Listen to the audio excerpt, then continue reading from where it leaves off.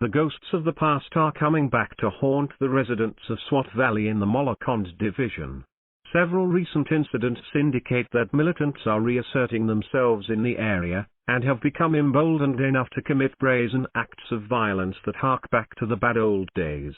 Last week, PTIMPA Malik Liaquat Khan was seriously injured and 3 others were killed in Lower Deer when the vehicle in which he was traveling came under attack by militants. A few days later, a video surfaced on social media showing a man claiming to be a member of the TTP interrogating an army major whose hands had evidently been tied behind his back, and asserting that the militants had taken him and 2 others, a DSP and a soldier, hostage. Ajoga later successfully negotiated the release of the captives.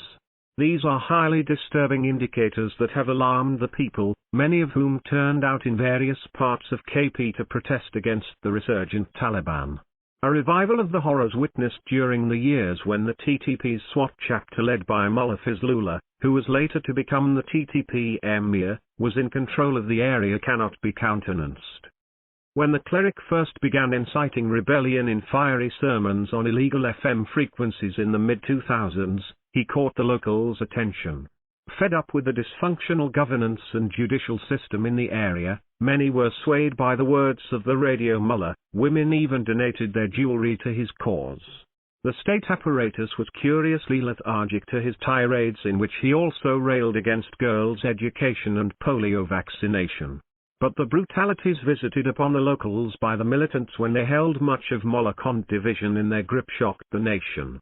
It took 2 kinetic operations to flush them out and establish the writ of the state in the area.